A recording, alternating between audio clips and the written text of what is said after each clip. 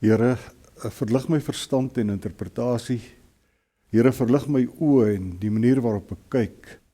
Here, verlig my mond en my woorde. Here, verlig my hart en dit wat ek bedink. Here, wees met my waar ek nou gereed staan om U te ontmoet. Mag God ons genadig wees en ons seën. Mag hy tot ons redding verskyn, sodat sy dade oor die hele wêreld heen bekend mag word. Sy reddende krag onder al die nasies.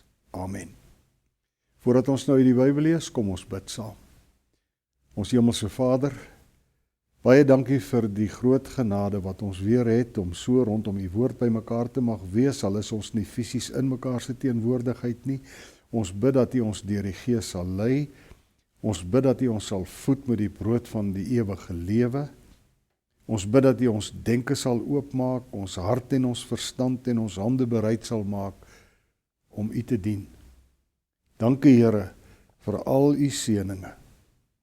Ons weet nie waarom te begin en waarom op te hou nie. Al wat ons weet is dat U ons ryklik seën met die keur van U seëninge. Die seën van gesondheid, van kos, van klere, van 'n blyplek. Die seën van families en vriende en mense vir wie ons lief is en wat vir ons lief is. Die seën om die evangelie van Jesus Christus te kon hoor en dit te kan glo. Stuur tog U Gees en U waarheid om ons ook vanmôre weer so te lei, dat ons U nabyheid intens sal ervaar. Op U bevel doen ons voorbidding vir bejaardes en vir siekes en vir verbrokkelde gesinne en vir eensames en vir kinders. Voorbidding vir ons land en voorbidding vir ons wêreld. Liewe Here, al wat ons kan vra is, wees ons genadig. Voed ons met die woord sodat ons vrede kan lewe. Vergewe ons tekortkominge en sonde en moedswilligheid. Dit bid ons in Jesus se naam uit genade alleen. Amen. Ons skriflesing vanmôre kom uit die Nuwe Testament, die boek Handelinge 9 vers 36 tot 43. In Joppe was daar 'n gelowige vrou met die naam Tabitha, in Grieks Dorcas. En sy was altyd besig om goed te doen en die armes te help. En juis in die tyd toe Petrus in Lydda was, het sy siek geword en gesterwe. Hulle het haar gewas en in die bokamer neergelê. En aangesien Lydda naby Joppe is en die gelowiges gehoor het dat Petrus daar is, het hulle 2 mans na hom toe gestuur met die versoek: kom tog gou na ons toe oor. Petrus het dadelik saam met hulle gegaan en toe hy daar kom, het hulle hom na die bokamer toe geneem. Al die weduwees het by hom kom staan en snikkend vir hom die klere gewys wat Dorcas gemaak het toe sy nog gelewe het. En nadat Petrus almal uitgestuur het, het hy gekniel en gebid en toe het hy na die liggaam gedraai en gesê: Tabitha, staan op. En sy het haar oë oopgemaak en toe sy vir Petrus sien het, sy regop gesit. Hy het haar met die hand help opstaan en die weduwees en die ander gelowiges geroep en haar lewend voor hulle gebring. Die hele Joppe het hiervan gehoor en baie mense het tot geloof in die Here gekom. Petrus het 'n geruime tyd daar in Joppe gebly by 'n sekere Simon, 'n leerlooier. Ons lees tot sover. Ons tema is: staan op, jy lewe. Nou, Augustus is vroue maand. En daarom wil ek graag erkenning gee aan al die vroue in ons lewe. Nou, die naam Tabitha was vir my nog altyd verteenwoordigend van uitsonderlike vroue. In my eie lewe was ek bevoorreg dat baie Tabithas my pad gekruis het. En vanmôre het ons nou weer die ou verhaal gelees van Tabitha, daardie besondere vrou wat in die tyd van die Bybel geleef het. Ons het gehoor, sy was 'n vrou wat altyd besig was om goed te doen en om armes te help. Nou Tabitha was hierdie vrou se Joodse naam. Maar soos ons gelees het, het sy ook 'n Griekse naam gehad, Dorcas. Nou Dorcas in Grieks beteken wildsbokkie. En ons kan moontlik hieruit aflei dat Tabitha heel waarskynlik 'n tenger, fyn vroutjie was. Min mense weet egter dat die Bybel haar veral beskryf as 'n dissipelin, as 'n vroulike disipel. In ons Bybelvertaling, die 83 vertaling, lees ons in vers 36, sy was 'n gelowige vrou. Nou, dit is reg so. Sy was inderdaad 'n gelowige vrou. Maar die woord wat hier in die oorspronklike Grieks gebruik word, beteken letterlik, sy was 'n disipelin. Met ander woorde, 'n vroulike disipel van die Here Jesus Christus. Sy was dus meer as net 'n gelowige vrou, soos wat die Bybel dit vertaal. Sy het, om dit so te sê, 'n tipe spesiale amp in die vroeë kerk gehad. En hierdie amp het beteken dat Tabitha spesiale werk daar in die antieke stad Joppe gedoen het. Sy het soos 'n mens van 'n disipel van Jesus verwag, waar sy kon goed gedoen en armes gehelp. Sy het ook klere gemaak vir die weduwees en vir hulle kinders in die stad Joppe. Nou ja, soos jy weet, en dit sommer net so vir die interessantheid, Joppe is vandag nog een van Israel se groot hawestede. Maar, en dis so hartseer, toe word Tabitha siek. So siek, dat sy sterf. Haar dood was 'n verskriklike slag vir die armes en die weduwees in Joppe. En onthou nou, dit was voor die dae dat vroue, wanneer hulle man sterf, een of ander bedrag as erfporsie kon kry om van te leef. Weduwees in daardie tyd het in die meeste gevalle na die dood van hulle mans geen inkomste gehad nie. En so was hulle gedoem tot 'n sukkelbestaan en tot swaar kry. Met die afsterwe van Tabitha was die weduwees en die armes nou in so 'n penarie, arm, gedoem tot 'n sukkelbestaan, sonder klere vir hulle en hulle kinders. Nou die weduwees en die armes het dus vanselfsprekend daarna gesmag dat Tabitha uit die dood na hulle toe sou terugkom. Hulle het nie kans gesien vir 'n lewe sonder haar nie. Maar nou weet ons, Jesus was op daai stadium nie meer op aarde om mense uit die dood op te wek nie. Hierdie verhaal van Tabitha speel af so min of meer in die jare 30 na Christus. Die jare nadat Jesus uit die dood opgestaan het en opgevaar het, Jesus se aardse bediening was dus verby. En as Jesus nou nie meer daar was om Tabitha uit die dood op te wek nie, wie sou dan nou kon? In die Bybel lees ons eintlik op min plekke van iemand wat uit die dood opgewek is. In die Ou Testament het dit 2 keer gebeur. Die profeet Elia het die seentjie van die weduwee van Sarfat uit die dood opgewek, so lees ons in 1 Konings 17. En in 2 Konings 4 lees ons Elisa het die seun van die Sunamitiese vrou opgewek. En al 2 hierdie profete het dit gedoen deur op die kind te gaan lê. Jesus self het net 3 mense uit die dood opgewek. En Jesus het dit elke keer gedoen met net 'n bevel.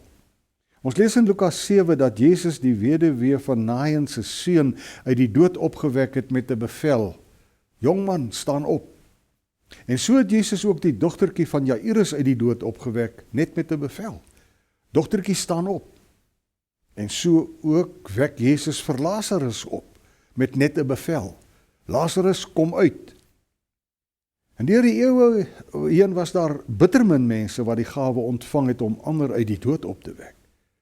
So, watter kans het die weduwees en die armes van Joppe gehad om Tabitha uit die dood terug te kry? Maar nou lees ons in die boek Handelinge, daar was tog iemand, Petrus. En Handelinge vertel, Petrus was daar naby Joppe in 'n dorp met die naam Lydda besig om die evangelie te verkondig. Nou, Lydda was so 14 kilometer van Joppe af. En die weduwees laat roep toe vir Petrus. En Petrus los alles en hy gaan so gou as hy kon Joppe toe, seker so 14 kilometer te voet.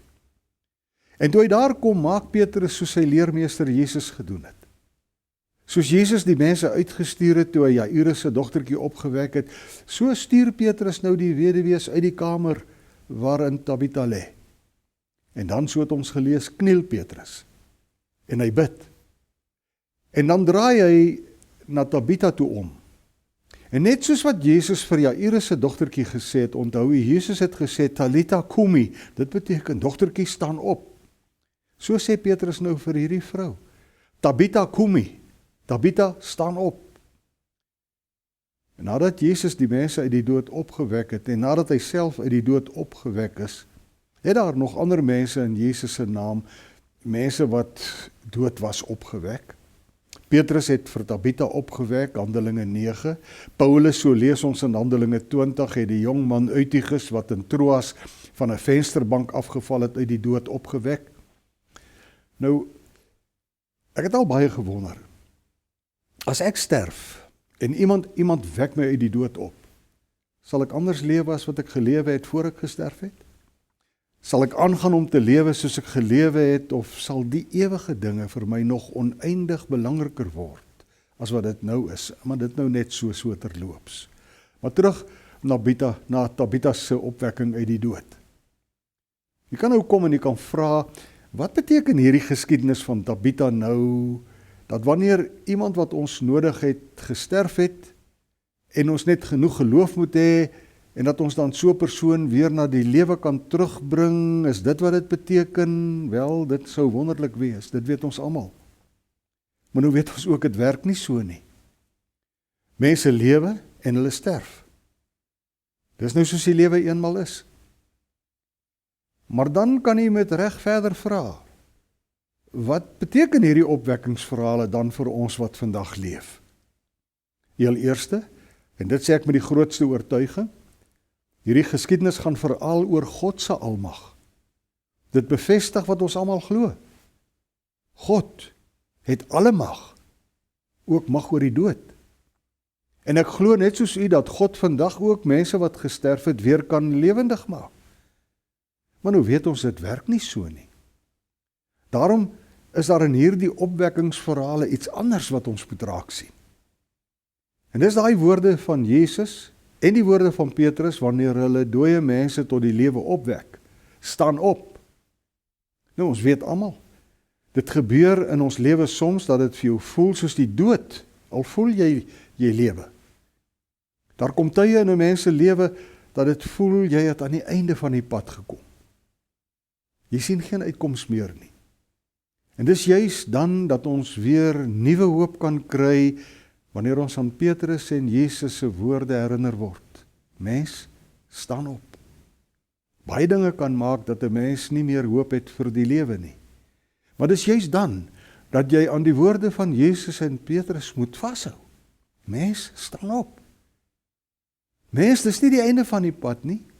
U sien, die opwekkingsverhale in die Bybel wil ons natuurlik in die eerste plek opnuut verseker dat God ook oor die dood mag het, maar dit wil ons veral ook leer om te bly hoop, ook in hopelose situasies, omdat God oor alles mag het. Maar nou is hoop nie iets wat 'n disipel van die Here net vir hom of haarself moet hou nie. Ons moet mekaar elke dag en elke oomblik herinner aan die hoop wat God gee. Ons moet vir mekaar bly sê, God se hoop is dit wat die eerste volgelinge van Jesus aan die gang gehou het toe hulle vervolg en verjaag is. Dit was daardie hoop wat hulle gehad het in die almag van God, wat hulle elke keer weer krag gegee het om te kan volhard op hulle geloofspad. Dit was hoop wat Maria aan die gang gehou het vandat sy Jesus verwag het deur sy stormagtige lewe en dood en toe sy haarself by die eerste vroeë Christene aangesluit het. Hoop. Dit was die hoop wat daar die vroeë Christene moed gegee het toe hulle vervolg is en beledig is en verneder is. Dit was die hoop wat hulle deurgedra het elke keer as hulle die woorde van Jesus en Petrus vir hulle self gesê het, mens, staan op. Ja, elke keer wanneer hulle gevoel het, dinge word nou te veel, dan kon hulle vir mekaar sê en vir hulle self sê, mens, staan op en lewe. Dink net wat kan gebeur as ons hierdie woorde wat so in die Bybel herhaal word, die slagspreuk vir ons lewe maak. Staan op en lewe. Wat ons egter nie moet vergeet nie, is nie een van die mense in die Bybel wat uit die dood opgewek is opgewek net omdat hulle nie lus was vir doodgaan nie. Nee, hulle is opgewek omdat hulle vir ander mense iets beteken het. En dit is ook iets wat u en ek moet herontdek. Ons kry nog tyd om te lewe, om vir ander iets te beteken. Maar sal iemand ons regtig mis as ons nie meer daar is nie? En nou praat ek nie van jou familie nie. Natuurlik sal jou familie jou mis. As ek terugdink aan my lewe tot hier toe, dan wonder ek baie keer of ek regtig 'n goeie verskil vir ander mense gemaak het, soos Tabitha? Of het ek, soos baie ander, maar bloot vir myself en my eie mense se belange gelewe? Ek wonder, hoeveel mense sal soos die weduwees en die armes van Tabitha se tyd treur en huil, as ek nie meer daar is nie. En ek sê weer, ek praat nie van familie en vriende nie, ek praat van die armes, die verstotenis, die eensames, soos die weduwees en die armes van Tabitha se tyd.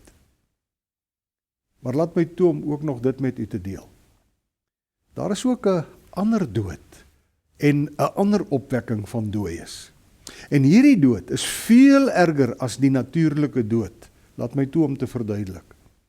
Nadat Paulus oor die genade van God en van God se vergifnis gepraat het, skryf hy in Romeine 6 vanaf vers 1, en lees dit saam met my, soos die Lewende Bybel dit vertaal. Wat moet ons hieruit aflei? Kan ons maar aanhou sonde doen, omdat God vir ons nog meer goed sal doen en ons sal vergewe? Nee, nooit. Wat die sonde betref, het ons gesterf. Hoe kan ons dan nou aanhou om sonde te doen? Julle weet tog dat ons aan Jesus Christus verbind is toe ons gedoop is. En dit beteken dat ons ook met sy dood verbind is. Dit is net so goed asof ons self gesterf het. Ons kan sê dat ons by die doop saam met hom gesterf het en saam met hom begrawe is. Maar die wonderlike krag van die Vader het Christus weer lewendig gemaak, en net so is ons ook weer lewendig gemaak, sodat ons elke dag 'n nuwe lewe kan lei. Want as ons so aan hom verbind is en saam met hom gesterf het, sal ons ook soos hy in 'n nuwe lewe ingaan. Ek het gesê, hierdie weer lewendig gemaak saam met Christus is veel meer werd as enige kortstondige weer lewendig maak uit 'n natuurlike dood, hoe belangrik dit ook al vir 'n mens se geliefdes mag wees. Vir 'n mens wat in Jesus Christus glo, en wat deur die geloof aan Christus deel het, aan sy dood, sy opstanding en sy ewige nuwe lewe, hou die gewone aardse dood in elk geval geen verskrikking in nie. Want jy lewe tog met die heerlikste versekering wat daar kan wees. En dit is, wanneer jou aardse tentwoning afgebreek word en jy 'n vaste gebou in die hemel by God het. Jesus en Petrus het eenmaal gesê, toe dit nodig was, staan op, en 'n dooie het weer gelewe.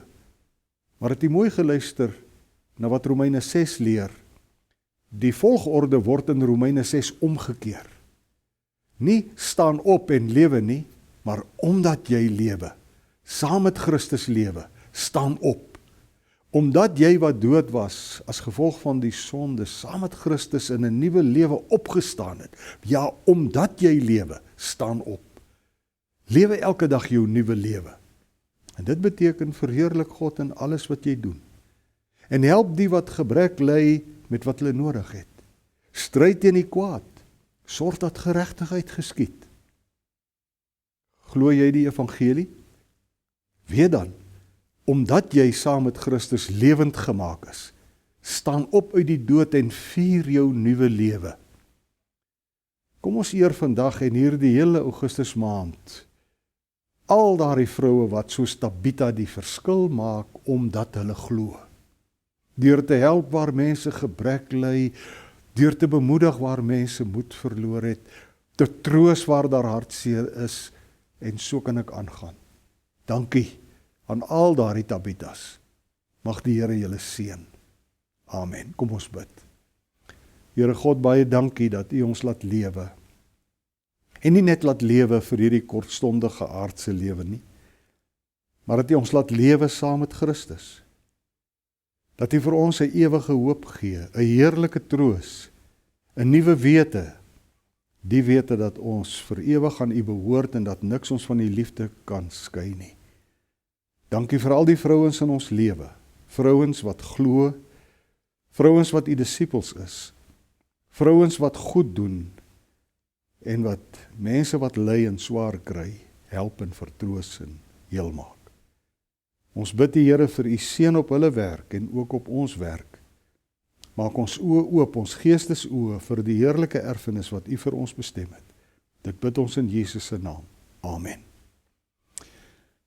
Mag die liefde van die Here Jesus ons na hom toe trek. Mag die krag van die Here Jesus ons sterk maak in sy diens. En mag die vreugde van die Here Jesus ons vervul. En mag die seën van die almagtige God, die Vader, Seun en Heilige Gees tussen ons wees en vir altyd bly. Amen.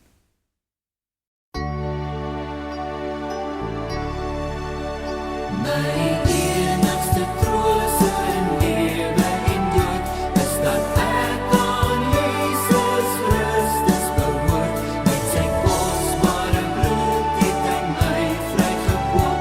Dis my anker, my vaste hoop. Ek behoort aan die Here, niks sal my ooit van hom kan skei. Met sy kosbare bloed het hy my vrygekoop. Dis my anker, my vaste hoop.